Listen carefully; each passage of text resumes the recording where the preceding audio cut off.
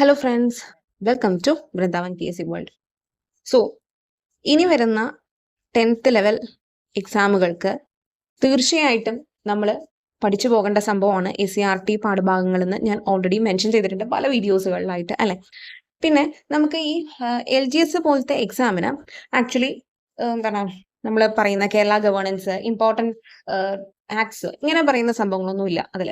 Okay, പക്ഷെ നമ്മൾ LDC VFA നോക്കുകയാണെങ്കിൽ അതിന് ഈ പറയുന്ന കേരള ഗവേണൻസും ഇമ്പോർട്ടൻറ്റ് ആക്ട്സും ആർട്സ്, സ്പോർട്സ്, ലിറ്ററേച്ചർ ഇങ്ങനത്തെ പറയുന്ന കുറേ അധികം സാധനങ്ങളും ഉണ്ട്. അപ്പോൾ നമ്മൾ ആക്ച്വലി ഇപ്പോൾ ഡിഗ്രി ക്വാളിഫിക്കേഷൻ ഉള്ള ആളാണെങ്കിലും അല്ലാതെ ഇപ്പോൾ LGS മാത്രം കോൺസെൻട്രേറ്റ് ചെയ്യുന്നവരുണ്ടായിരിക്കാം. അല്ലാതെ നമ്മളിപ്പോൾ ഒരു ജനറൽ ആയിട്ട് 10th ലെവലിന്റെ ഈ പറയുന്ന എക്സാംസിനൊക്കെ വേണ്ടി പഠിക്കുന്നവരുണ്ടാകും, ഡിഗ്രി ലെവലും പഠിക്കുന്നവരുണ്ടാകും അല്ലെ.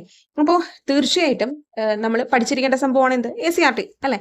അതിനോടൊപ്പം നമുക്ക് ഈ പറയുന്ന Kerala governance, important acts, arts, sports, literature ഇതൊന്നും നമുക്ക് അധികം SCRT കിട്ടില്ല അല്ലെ. നമ്മൾ കൂടുതലും ഒഫീഷ്യൽ വെബ്സൈറ്റുകളോ അങ്ങനത്തെയൊക്കെയാണ് കൂടുതലും റെഫർ ചെയ്യേണ്ടി വരിക.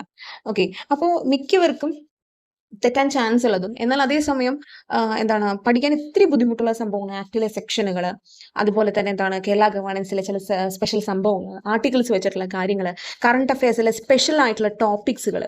ഓക്കെ, അതായത് നമ്മൾ ജനറലി ഒരു മാസത്തെ പറഞ്ഞു പോകുന്ന ഫാക്റ്റുകളുണ്ട്, അല്ലാതെ ഒരു ഏരിയകളുണ്ട്. ഇപ്പോൾ സ്പേസ്, സയൻസ്, നൊബേൽ, ഒളിമ്പിക്സ് അങ്ങനത്തെ പറയുന്ന സംഭവങ്ങളുണ്ട്.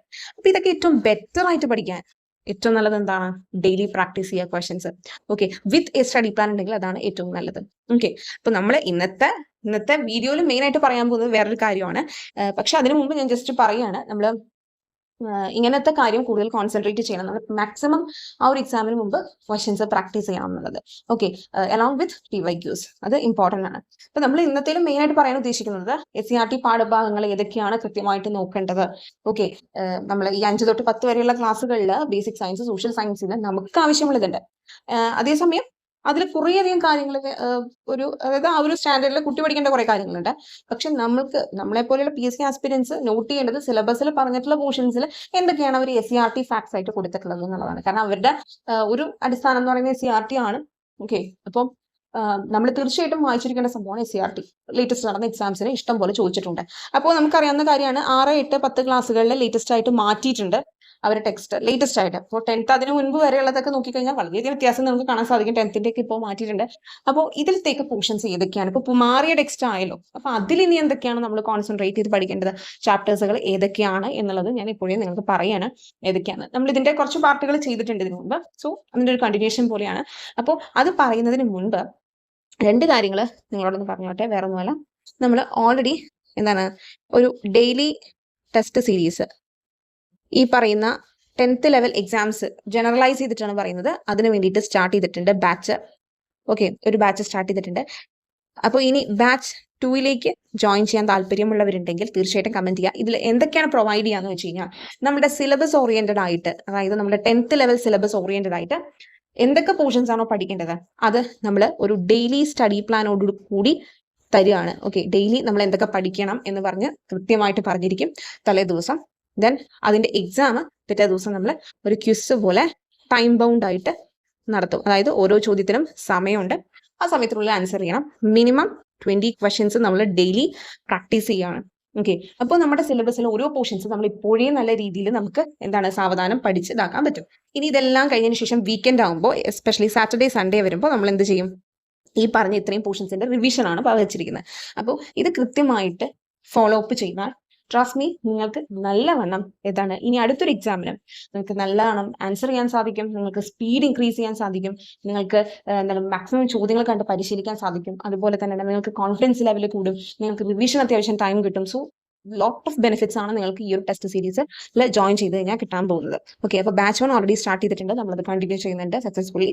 ഓക്കെ, കുറെ പേര് ജോയിൻ ചെയ്തിട്ടുണ്ട്. ഇനി ബാച്ച് 2ലേക്ക്, അപ്പോൾ ഈ ബാച്ച് 2ലേക്കുള്ളവർക്ക് അവർക്ക് അതിനൊരു പ്രത്യേകം ഡേറ്റ് പറയും. ആ ഡേറ്റ് തൊട്ടായിരിക്കും അവരുടെ വിത്ത് ഡെയിലി സ്റ്റഡി പ്ലാൻ ആ ഒരു ടെസ്റ്റ് സ്റ്റാർട്ട് ചെയ്യുക.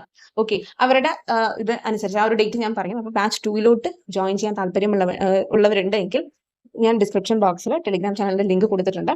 ആ ലിങ്കിൽ ജോയിൻ ചെയ്യുക. ജോയിൻ ചെയ്തിട്ട് ഡയറക്റ്റ് മെസ്സേജ് എന്നുള്ളൊരു ഓപ്ഷൻ ഉണ്ട് ബോട്ടം ലെഫ്റ്റ് സൈഡിൽ. ആ ചാറ്റ് ബട്ടൺ ചെയ്ത് കഴിഞ്ഞാൽ എനിക്ക് ഡയറക്റ്റ് മെസ്സേജ് ചെയ്യാം നിങ്ങൾക്ക് ഏതാണ് ജോയിൻ ചെയ്യാൻ താല്പര്യമുള്ളത് എന്നുള്ളത്. ഇത് തീർച്ചയായിട്ടും നിങ്ങൾക്ക് ഉപകാരപ്പെടും. കാരണം നമ്മൾ ഡെയിലി ആണോ വെച്ചിട്ടുള്ളത്, ഡെയിലി അങ്ങനെ അധികം നമുക്ക് കിട്ടില്ല. നമുക്ക് കൃത്യമായിട്ട് ഇന്നത് പഠിച്ചിട്ട് ഇന്നത് ചെയ്യാന്ന് പറയുന്നത് എന്താണ്, അതും ഒരു ടൈം ബൗണ്ട് ആയിട്ടാണ് നമ്മൾ വെച്ചിരിക്കുന്നത്. കൃത്യമായിട്ട് നമ്മൾ ആൻസർ ചെയ്ത് പോകണം. അപ്പൊ നിങ്ങളുടെ മുന്നിലേക്ക് ഒരു മാസത്തിൽ എത്രത്തോളം ചോദ്യങ്ങൾ എത്തും, അതും ആ പറഞ്ഞ പോർഷൻസ് വെച്ചിട്ട്.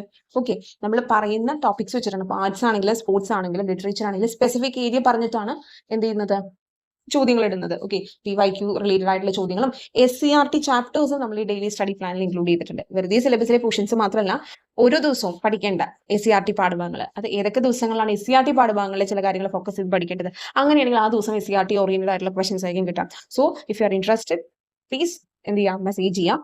ടെലിഗ്രാം ചാനലിൽ ഞാൻ പറഞ്ഞ പോലെ ലിങ്കിൽ ജോയിൻ ചെയ്താൽ നിങ്ങൾക്ക് പറ്റും. ജസ്റ്റ് 80 rupees ഉള്ളൂ per month. Okay, just 80 rupees ഉള്ളൂ പെർ മന്ത്. അപ്പോൾ നിങ്ങൾക്ക് അത്രയും ചോദ്യങ്ങൾ പ്രാക്ടീസ് ചെയ്യാൻ പറ്റും. അത് ഇതൊരു റൊട്ടീനായിട്ട് കൊണ്ടുപോയി കഴിഞ്ഞ് കഴിഞ്ഞാൽ തീർച്ചയായിട്ടും നിങ്ങൾക്ക് അത് കൃത്യമായിട്ട് എന്ത് ചെയ്യാൻ പറ്റും, നിങ്ങൾക്ക് തന്നെ നിങ്ങളെ ഒന്ന് ട്രാക്ക് ചെയ്യാൻ പറ്റും. എത്രത്തോളം നോക്കി, എന്തെങ്കിലും കുറവുകളുണ്ടോ. ഓക്കെ, നമ്മൾ റിവിഷൻ ഇനി ഇതെല്ലാം വീക്കെൻഡ് റിവിഷൻസ് ഒക്കെ കഴിഞ്ഞ പോർഷൻസ് ഒരുവിധം കഴിഞ്ഞ് കഴിഞ്ഞാൽ നമ്മൾ വീണ്ടും എന്ത് ചെയ്യും, റിവിഷൻ കുറച്ചും കൂടെ ക്വസ്റ്റൻസ് കൂട്ടി അങ്ങനെ ചെയ്യും. PYQs ആൻസറിംഗ് ഒക്കെ പ്ലാൻ ചെയ്തിട്ടുണ്ട്. ഓക്കെ, അപ്പോൾ താല്പര്യമുള്ളവർ അത് ചെയ്യുക. ഈ ബാച്ച് 2 ജോയിൻ ചെയ്യാൻ താല്പര്യമുള്ളവരുണ്ടെങ്കിൽ പറയാം. ഒപ്പം അടുത്തൊരു കാര്യം എന്താണെന്ന് വെച്ച് കഴിഞ്ഞാൽ നമ്മൾ SCERTയുടെയും എന്ത് ചെയ്തിട്ടുണ്ട്, ക്ലാസ്സസ് സ്റ്റാർട്ട് ചെയ്തിട്ടുണ്ട്. 5 തൊട്ട് 10 വരെയുള്ള ഈ part 1, part 2 social science, basic സയൻസിൽ ഫിസിക്സ്, കെമിസ്ട്രി, ബയോളജി ഒക്കെ വരും. നിങ്ങൾക്കറിയാം ടെക്സ്റ്റ് എന്ന് പറയുന്നത് കിട്ടാൻ ഇത്തിരി പാടാണ്. നമുക്ക് ഹാർഡ് കോപ്പി ആയിട്ട് സോഫ്റ്റ് കോപ്പി ആയിട്ട് സമഗ്രയുടെ വെബ്സൈറ്റിൽ എല്ലാം വന്നിട്ടില്ല. എസ്പെഷ്യലി ഈ 6, 8 ഒന്നും വന്നിട്ടില്ല, പാർട്ട് 2 ഒന്നും വന്നിട്ടില്ല. അപ്പോൾ ടെക്സ്റ്റ് കിട്ടാൻ ഇത്തിരി ബുദ്ധിമുട്ടാണ്. സോഫ്റ്റ് കോപ്പി ഇപ്പൊ സ്കൂളിൽ അല്ലെങ്കിൽ എന്താണ് ഏതെങ്കിലും തരത്തിൽ കിട്ടാൻ പറ്റുന്നവരുണ്ടെങ്കിൽ, അതായത് ഉപയോഗിച്ച് കഴിഞ്ഞതോ അങ്ങനെയൊക്കെ ഉണ്ടെങ്കിൽ പറ്റും. അല്ലാതെ ഇപ്പൊ PDF ആയിട്ട് കിട്ടുമെങ്കിൽ അങ്ങനെ ഓക്കെ. നമ്മൾ പക്ഷെ SCERTയിൽ കുറേ അധികം വർക്ക്ഔട്ട് ആയിട്ടുള്ള കാര്യങ്ങളും പറഞ്ഞിട്ടുണ്ട്. ഓക്കെ, ഇപ്പോൾ ഫോർ എക്സാമ്പിൾ നിങ്ങൾ ഫിസിക്സ് ഒക്കെ നോക്കുകയാണെങ്കിൽ ലെൻസിന്റെ ഒക്കെ ഇങ്ങനെ വരച്ചിട്ടുള്ള സംഭവങ്ങളൊക്കെ ഇല്ലേ, അതൊക്കെ വർക്ക്ഔട്ട് ആയിട്ടാണ് കൊടുത്തിരിക്കുന്നത്. ഇങ്ങനെ എവിടെ വന്ന് വീഴും അങ്ങനെയുള്ള സംഭവങ്ങളൊക്കെ ഉണ്ടല്ലോ. അപ്പോൾ ഇതൊക്കെ നമ്മളും പഠിക്കേണ്ടി വരും. കാരണം എന്ന് വെച്ചാൽ അങ്ങനത്തെ ടൈപ്പ് ഓഫ് സ്റ്റേറ്റ്മെന്റ് ക്വസ്റ്റൻസും വരുന്നുണ്ട്. അപ്പോൾ ഇതിന്റെയൊക്കെ ക്ലാസ് ഡീറ്റെയിൽഡ് ആയിട്ടാണ് നമ്മൾ എടുക്കുന്നത്, വിത്ത് അഡീഷണൽ ഫാക്ട്സ് ആണ്. അപ്പോൾ ഇതും ഒരു സെപ്പറേറ്റ് കോഴ്സ് ആയിട്ടാണ്. ഇതിന്റെയും ബാച്ച് ആ ഒരു ബാച്ചിലോട്ട് ജോയിൻ ചെയ്യാൻ താല്പര്യമുള്ളവരുണ്ട് എങ്കിൽ എന്ത് ചെയ്യാം, തീർച്ചയായിട്ടും ഞാൻ പറഞ്ഞ പോലെ മെസ്സേജ് ചെയ്യാം കേട്ടോ. അപ്പോൾ നമുക്ക് ഇന്നത്തെ മെയിൻ കാര്യത്തിലോട്ട് കിടക്കാം. ഏതൊക്കെ SCERT പാഠഭാഗങ്ങളാണ് വേണ്ടതെന്നല്ലേ. അപ്പോൾ ഒരു കാര്യം കൂടെ പറയട്ടെ, നമ്മൾ എഴുതി സെറ്റ് ചെയ്തിട്ടാണ് ഈ പറയുന്ന ടെസ്റ്റ് സീരീസ് ഒക്കെ ചെയ്യുന്നത്. അഡീഷണൽ ഫാക്ട്സ് ഒക്കെ റെഫർ ചെയ്തിട്ടാണ് ചെയ്യുന്നത്. അപ്പോൾ അതിന് അതിൻ്റെതായ എഫേർട്ട് ഉണ്ട്. മാത്രമല്ല അത്രയും നിങ്ങൾക്ക് ഉപകാരപ്പെടുന്ന എനിക്ക് വിശ്വാസമുള്ളത് കൊണ്ടാണ് ചെയ്യുന്നത്. ഓക്കെ, അപ്പോൾ നിങ്ങൾക്ക് താല്പര്യമുണ്ടെങ്കിൽ തീർച്ചയായിട്ടും ജോയിൻ ചെയ്യുക. നമുക്ക് പരീക്ഷയ്ക്ക് മുമ്പ് നല്ല സെറ്റായിട്ട് എന്ത് ചെയ്യാം, ആ ഒരു എക്സാമിനെ അഭിമുഖീകരിക്കാൻ പറ്റുന്ന ഒരു ലെവലിലോട്ട് നമ്മളെത്തും. ഓക്കെ, അപ്പോൾ ഇത് ആക്ച്വലി 6ാം ക്ലാസ്സിലെ ബേസിക് സയൻസ് ആണ് കേട്ടോ. ബേസിക് സയൻസിന്റെ പാർട്ട് 2 ആണ്, 6th സ്റ്റാൻഡേർഡ് ആണ്. ഇതിൽ വേണ്ടത് ഏതൊക്കെയാണെന്ന് വെച്ച് കഴിഞ്ഞാൽ ഒബ്വിയസ്ലി 6th ചാപ്റ്റർ ജീവന്റെ കുഞ്ഞറകൾ. ഇതിൽ ആക്ച്വലി സെൽ ഓറിയന്റഡ് ആയിട്ടുള്ള കാര്യങ്ങളാണ് കേട്ടോ പറയുന്നത്. ഇപ്പൊ നിങ്ങൾ പഠിക്കുമ്പോൾ SCERT പാഠഭാഗങ്ങൾ പറയുമ്പോൾ എന്തുകൊണ്ട് അത് വായിക്കണം എന്നുള്ളതൊന്നും ജസ്റ്റ് ഞാൻ പറയാണ്. സെൽ ഓറിയന്റഡ് ആയിട്ടുള്ള കാര്യങ്ങളാണ്. കാരണം സെല്ലിന്റെ ഒരു ഓർഗനൈസ് ഉണ്ടല്ലോ, ലൈക്ക് മൈറ്റോകോൺട്രിയ, റൈബോസോം, അങ്ങനെയുള്ള സംഭവങ്ങളൊക്കെ ഉണ്ടല്ലോ, ഇതൊക്കെ അതിൽ പറഞ്ഞു പോകുന്നുണ്ട്. അപ്പോൾ തീർച്ചയായിട്ടും ഇത് നമ്മൾ പഠിക്കേണ്ട സംഭവമാണ്. What is the functioning of each and every organelle in A cell എന്നുള്ളത് ഇമ്പോർട്ടൻ്റ് ആണ്, ചോദിക്കാറുണ്ട്. സോ അതൊക്കെ വരുന്നതാണത്. ഇതിൽ പ്ലാൻ റിലേറ്റഡ് ആയിട്ടുള്ളത് അധികം അങ്ങനെ ചോദിച്ച് കണ്ടിട്ടില്ല ഇതുവരെ എക്സാമുകൾക്ക്. ഓക്കെ, ദെൻ 7th ചാപ്റ്റർ മാറ്റങ്ങളുടെ ലോകം എന്നുള്ളതാണ് പിന്നത്തെ ഒരു ചാപ്റ്റർ പറഞ്ഞിട്ടുള്ളത്. ദെൻ 8ാമത്തെ ചലനം നിത്യജീവിതത്തിൽ. ഒബ്വിയസ്ലി മോഷൻ റിലേറ്റഡ് ആയിട്ടുള്ള കാര്യങ്ങളാണ്. നമുക്ക് ഫിസിക്സിൽ ഉണ്ടല്ലോ മോഷനെ കുറിച്ച്, ചലനത്തിന് പിന്നെ നമ്മൾ റിലേറ്റഡ് ആയിട്ട് പറയുന്നത് ന്യൂട്ടന്റെ മോഷൻ, ലോസ് ഓഫ് മോഷൻ ആണ്.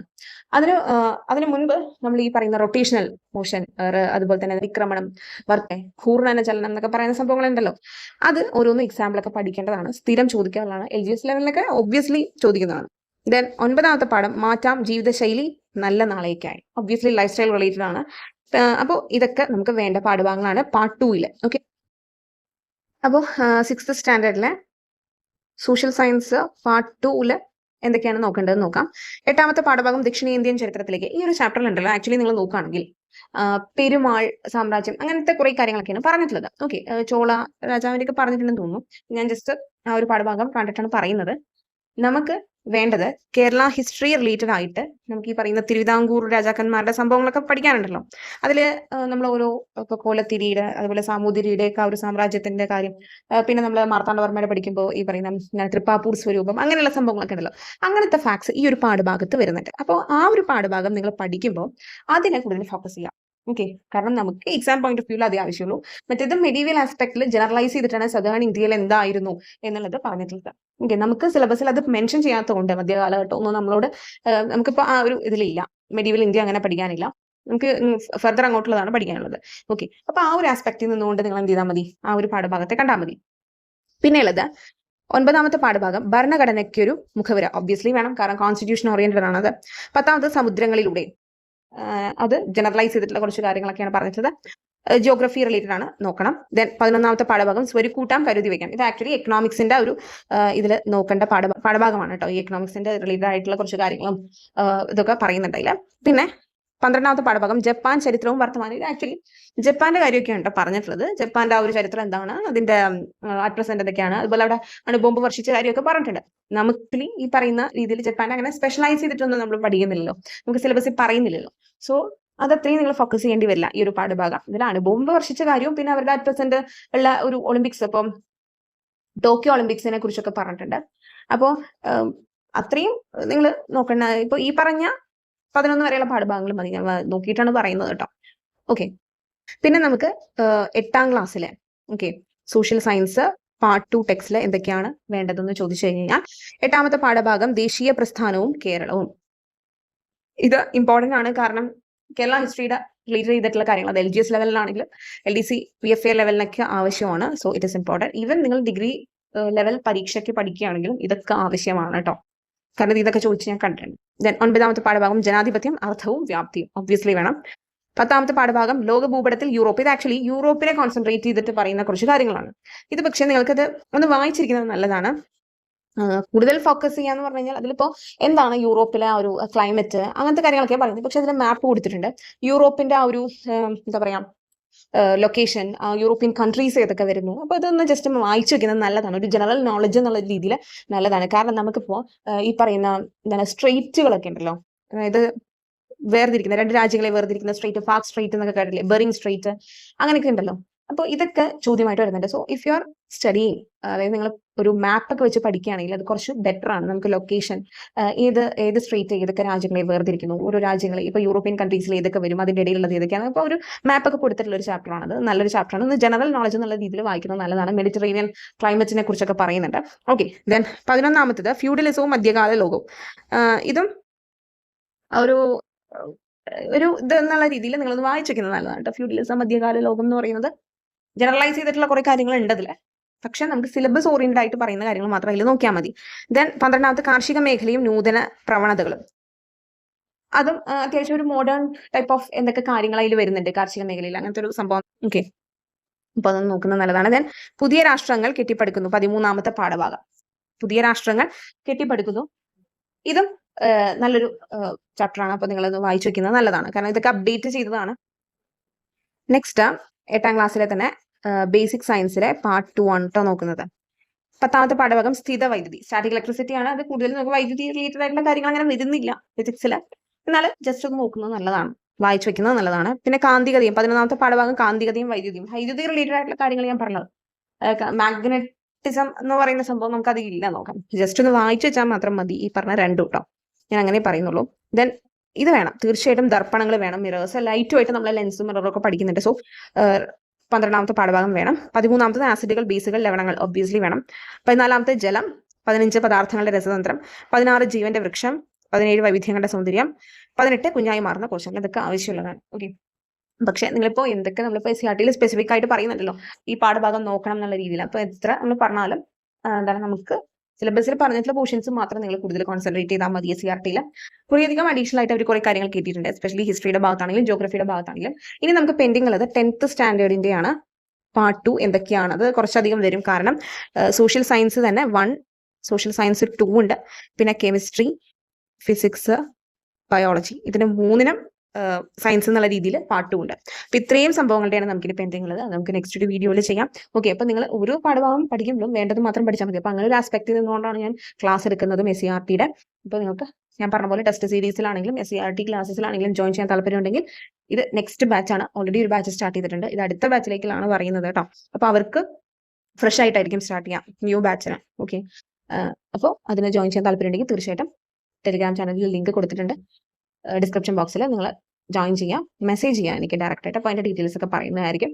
നമ്മൾ ക്ലാസ് തുടങ്ങുന്ന ഡേറ്റ് അല്ലെങ്കിൽ ആ ഡെയിലി സ്റ്റഡി പ്ലാനോട് കൂടി ടെസ്റ്റ് സീരീസ് തുടങ്ങുന്ന ഡേറ്റും കൃത്യമായിട്ട് പറയുന്നതായിരിക്കും. കാരണം ഇത് നെക്സ്റ്റ് ബാച്ചാണ്. മറ്റേ ബാച്ചിന് ഓൾറെഡി സ്റ്റാർട്ട് ചെയ്തു October 6th. ഇനിയും ജോയിൻ ചെയ്യാൻ താല്പര്യമുള്ളവർക്ക് വേണ്ടിയിട്ടാണ് ഇത് അടുത്ത ഒരെണ്ണം പറയുന്നത് കേട്ടോ. ഓക്കെ, അപ്പോൾ നമുക്ക് ഇനി 10th സ്റ്റാൻഡേർഡിൻ്റെ ഉണ്ട് കംപ്ലീറ്റ് ചെയ്യാൻ.